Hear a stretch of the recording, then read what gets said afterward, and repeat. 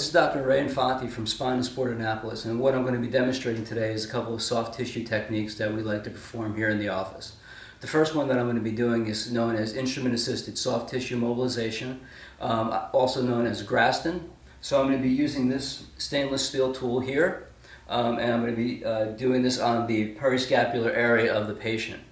So the first thing I'm going to do is I'm going to start by putting a little bit of emollient on the patient's back. And Graston has their own emollient here. What I like about this is somewhat oil-based. If you tend to use just a regular lotion, what's happened sometimes is that it gets absorbed rather quickly to the skin, then just becomes an irritant to the skin. Now, the one thing that you'll notice when I'm starting this is that I'm not performing this with it perpendicular to the skin. What I'm going to be doing is I'm going to be holding at a 45-degree angle, and I'm not going to just be going back and forth. I'm going to really just be using the force just one direction. The other thing I'm going to do is I'm going to try to take up tissue slack so I'm not irritating the skin. So the first thing we'll do is we'll start here,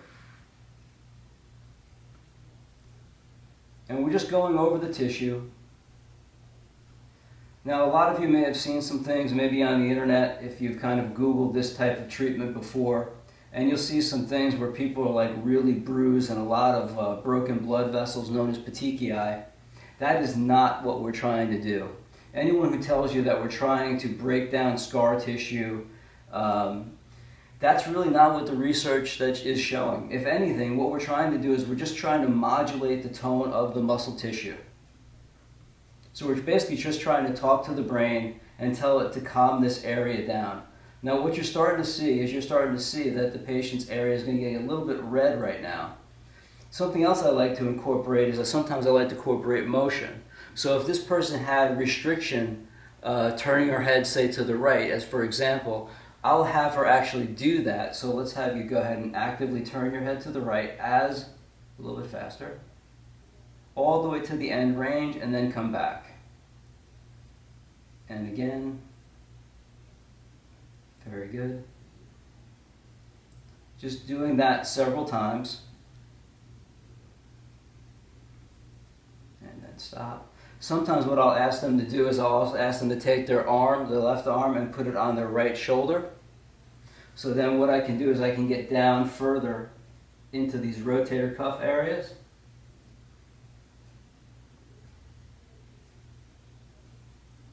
And I may only do this for, say, like a minute or two.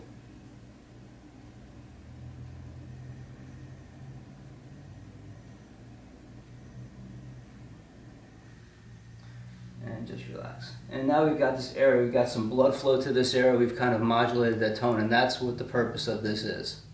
What I like to do with my patients a lot of times is I like to layer my treatments. So we've done a very surface layer here right now. The next thing we're going to do is we're going to add something to that. So we'll be right back for that. So to show another example of this, what I'm going to be doing is I'm going to make a couple of passes over the infraspinatus muscle by using a technique known as active release technique. So very similar to pin and stretch. What we're going to do is we're going to start with this muscle in its shortened position, most relaxed position. So with the thumb up, I'm going to kind of lock down that infraspinatus muscle here, and then we're going to have the patient bring the arm forward, turning the thumb down. And I like to make several passes. So we can go a little bit further each time. I'll move my finger. And we're going to do that about 5 to 6 passes.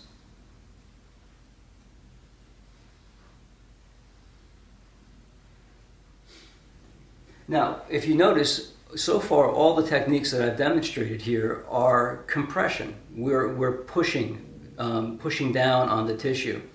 We also have another video up on our YouTube channel for cupping, and we're going to put a link to that at the end of the video here. Thanks.